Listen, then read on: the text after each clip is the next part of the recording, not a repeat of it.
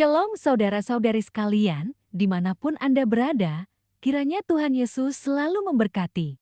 Bahan khotbah kita pada Minggu 8 Mei 2022 diambil dari Kisah Para Rasul 9 ayat 36 sampai 43. Di Yope, ada seorang murid perempuan bernama Tabita, dalam bahasa Yunani Dorcas. Perempuan itu banyak sekali berbuat baik dan memberi sedekah. Tetapi pada waktu itu ia sakit lalu meninggal. Dan setelah dimandikan, mayatnya dibaringkan di ruang atas.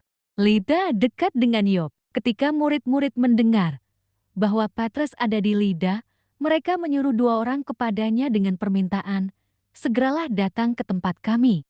Maka berkemaslah Petrus dan berangkat bersama-sama dengan mereka. Setelah sampai di sana, ia dibawa ke ruang atas dan semua janda datang berdiri dekatnya dan sambil menangis. Mereka menunjukkan kepadanya semua baju dan pakaian yang dibuat Dorcas waktu ia masih hidup.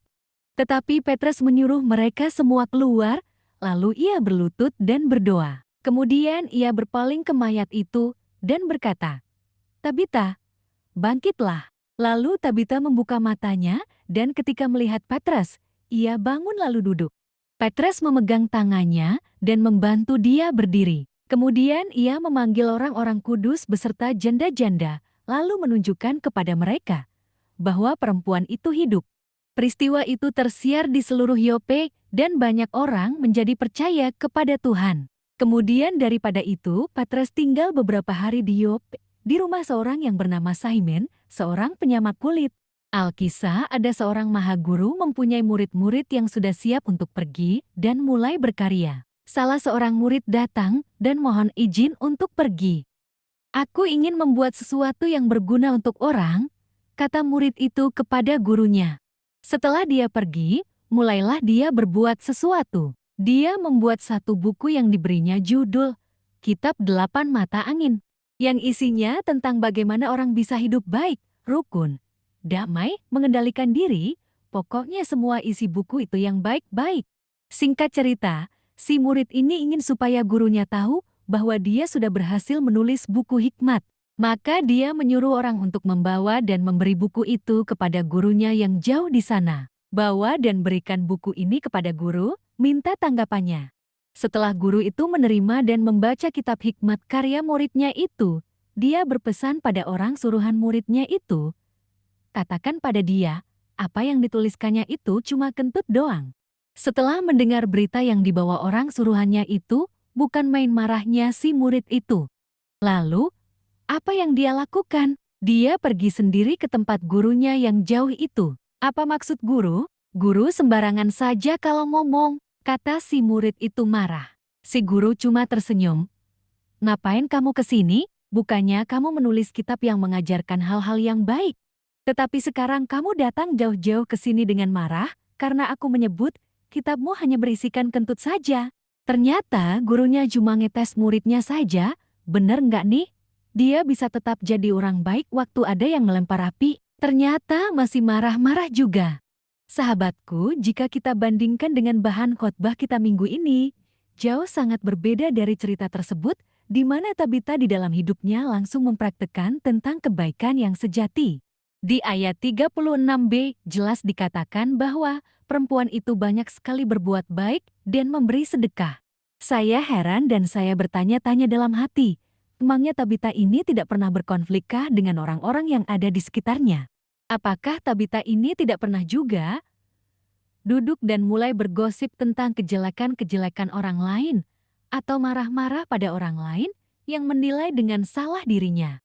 Sahabatku, bukan rahasia lagi bahwa ketika ada orang yang berbicara dan melakukan hal-hal yang buruk berkaitan dengan kehidupan kita, maka efeknya adalah kita jadi gondok, males banget, dan kita mungkin akan bisa bilang, "Lu, dibaikin malah ngelunjak." Lalu pertanyaan muncul, apakah Tabita pernah berkonflik dengan orang di sekitarnya? Jawabannya tidak tertulis di Alkitab, tetapi satu yang pasti, Tabita adalah orang yang sangat baik kepada sesama manusia. Bahkan ketika Tabita meninggal, orang-orang mencari cara menolongnya, dan akhirnya jalan itu ada, tertulis di ayat 38. Ketika murid-murid mendengar bahwa Petrus ada di Lida, mereka menyuruh 2 orang kepadanya dengan permintaan, "Segeralah datang ke tempat kami."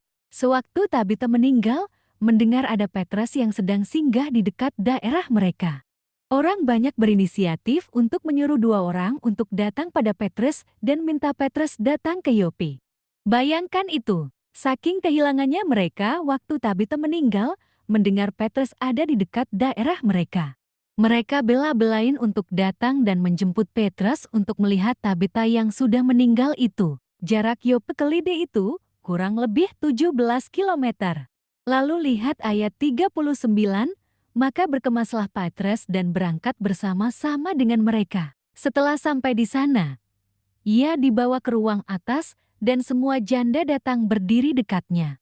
Dan sambil menangis, mereka menunjukkan kepadanya semua baju dan pakaian yang dibuat Dorcas waktu ia masih hidup. Bisa kita lihat, semua janda menangis dan menunjukkan kebaikan Tabita pada Petrus beserta semua baju buatan tangan Tabita. Bahkan kalau ceritanya hanya berhenti sampai dengan ayat 39, itu sudah menunjukkan bahwa sebegitu besarnya Tabita dikasihi oleh orang-orang yang ada di sekitarnya, sehingga sangat kehilangan sewaktu Tabita meninggal. Sahabat yang terkasih, pernah ngebayangin kalau kita mati nanti gak? Orang-orang akan kehilangan itukah karena kita sudah berusaha untuk menjadi orang yang baik? Antara kita dan Tabita sebenarnya punya satu kesamaan. Sama-sama muridnya Tuhan, ayat 36. Tetapi apakah kita bisa berjalan sesuai dengan ajaran dari sang guru kita untuk hidup saling mengasihi dan berbuat baik seperti yang dilakukan Tabita? Atau seperti cerita sebelumnya yang hanya punya teori tetapi tidak ada pelaksanaan sama sekali? Atau di zaman ini, kita mengerti menghafal semua ayat Alkitab tetapi tidak pernah mempraktekkan? Jika seperti itu berarti sama dengan perkataan guru sebelumnya, itu kentut doang. Sahabatku, apa yang dapat kita pelajari dari Tabita? Yaitu kebaikan tanpa pamrih. Percayalah ketika engkau melakukan kebaikan, maka kebaikan itu suatu saat akan kembali kepadamu. Dan percayalah kebaikan yang kau buat akan membuat orang-orang tahu siapa Tuhanmu, dan akan semakin banyak orang yang percaya kepada Tuhan. Demikianlah firman Tuhan hari ini. Tuhan Yesus berkati. Amin.